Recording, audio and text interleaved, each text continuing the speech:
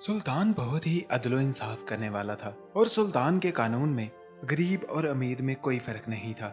सुल्तान हमेशा ही कहता कि जो कौमें फैसले के वक्त अमीर और गरीब में फर्क रखती हैं, वही कौमें तबाह बर्बाद हो जाती हैं। इनका नाम तारीख से मिट जाता है। वो सुल्तान सफारती ताल्लुकात बनाने में बहुत मशहूर था।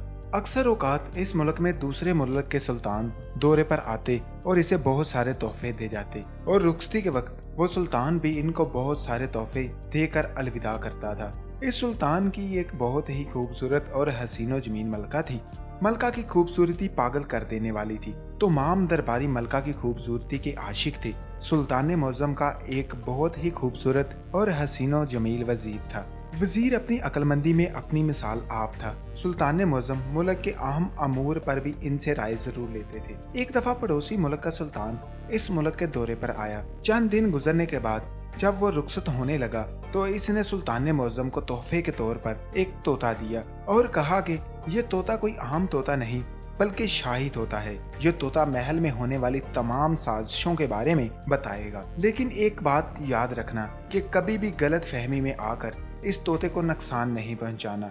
सुल्तान ने तोते के लिए बहुत ही कीमती पिंजरा तैयार करवाया और इसको महल के बगीचे में रखा गया। वो तोता सारा दिन महल में फिरता था, लेकिन जब इसका दिल करता तो वो पिंजरे में जाकर बैठ जाता। वक्त गुजरता रहा और इस मुल्क के तमाम मामलात सुल्तान के बनाए हुए कानून के मुताबिक चलते रहे और इस मुल्क के लोग बहुत ही हंसी खुशी जिंदगी गुजार रहे थे। जब सुल्तान का वो नौजवान और हसीनो जमील वजीर अपनी जवानी के अरूज में पहुंचा तो मलका इस पर फिदा हो गई और इससे कहा कि मैं तुम्हें बहुत पसंद करती हूँ और तुम्हारे साथ हम बिस्तरी करना चाहती हूँ।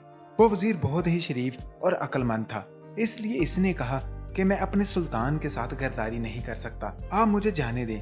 लेकिन फिर मलका के हुस्न में कैद हो गया और हर रात मलका इस नौजवान वजीर को एक अलहदा कमरे में बुलाती और सारी रात इसके साथ हमबिस्तरी करती रहती। एक दिन मलका इस नौजवान वजीर को लेकर एक कमरे में जा रही थी कि इस तोते की नजर मलका और वजीर पर पड़ गई, लेकिन मलका और वजीर ने इसको नहीं देखा था। जब सुबह हुई तो तोता सुल्तान के पास गया और कहा, सुल्तान मुअज्जम, मलका आपके साथ गद्दारी कर रही है। ये सुनकर सुल्तान का बहुत गुस्सा आया, लेकिन फिर इसे इस बादशाह की कही बात याद आ गई। सुल्तान ने मलका को बुलाया और पूछा कि क्या ये तोता सच कह रहा है। तो मलका ने कहा, आपका ये तोता बिल्कुल झूठ बोल रहा है। मैंने तोते से पहले कभी आपसे गद्दारी की थी जो अब करूंगी। सुल्तान ने कहा, मुझे तो कुछ समझ नहीं आ रहा। मलका ने कहा, सुल्तान मुअज्जम, आप अपनी अकल का इस्तेमाल करें कि पड़ोसी मुल्क के बादशाह की ये कोई चाल है। वो इस तोते के जरिए आपको कमजोर करना चाहता है और फिर आपके मुल्क पर हमला करना चाहता है और ये तोता आपकी जासूसी करके इस बादशाह को जरूर बताएगा। सुल्तान बड़ा हैरान परेशान हुआ। इसने मलका को कहा कि तुम्हें अपनी बात साबित करनी होगी। मलका ने कहा, तोते की मौजूदगी में अपने वजीर से अपने मुल्क के अमूर पर बात करोगे। अगर वो बात महल से बाहर गई तो वो समझ लेना कि ये तोता गद्दार है। सुल्तान ने ऐसा ही किया और चंद दिन बाद इस मुल्क के अहम राज की बात साथ वाले मुल्क में पहुंच गई। जब सुल्तान ने सुना तो इसी वक्त तेज खंजर से इस तोते की गर्दन उड़ा दी और मलका अपनी चाल में कामयाब हो गई। लेकिन तोते को मारने के बाद फिर भी सुल्तान को चैन नहीं आया और इस तरह सुल्तान की बेचैनी बढ़ती रही। एक रात सुल्तान सो रहा था कि ख्वाब में देखा कि वो तोता दरख्त पर बैठा रो रहा था। इस बेचैनी में सुल्तान बड़ा परेशान हुआ और सुल्तान की आंख खुल गई। सुल्तान ने उठकर देखा कि मलका कमरे में मौजूद नहीं थी।